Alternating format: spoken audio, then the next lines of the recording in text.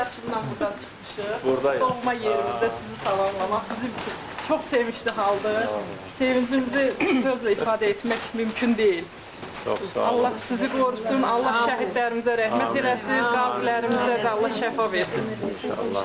Siz harda yaşamısınız bu işğal dövründə? Bəli, bəli. İşğal dövründə. Qəsəbədə, Şax qəsəbəsində. Bəli.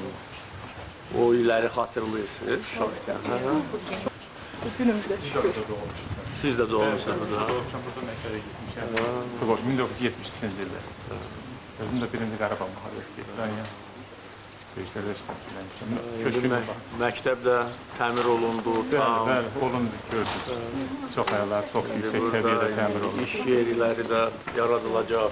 İnşallah. Burası böyük bir turizm zonasına çevrilməlidir. İnşallah. Ki, bura gözəl, səfalı yerlərdir ki, su qovşan, su ambarı da bir möcüzəvi bir əsərdir.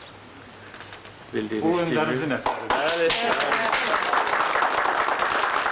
O həm su qovşan, həm sərsəng su ambarlarının tikintisinin müəllifi Heydər Əliyevdir ki, Azərbaycanın bir neçə rayonunun su problemi həll olunsun. Amma mənfur düşmən işğal dövründə bizi o sudan da məhrum etmişdir. Biz faktiki olarak o sudan istifadə edə bilmirdik. Suyumuzu da kəsirdi. Sonra da lazım olmayan vaxtda qışda açırdı və hər tərəfi. Yayda da vermirdilər. Yayda da vermirdilər. Yəni bu düşmənçiliyin baxın dərəcəsinə baxın. Biz bunu necə unuda bilərik?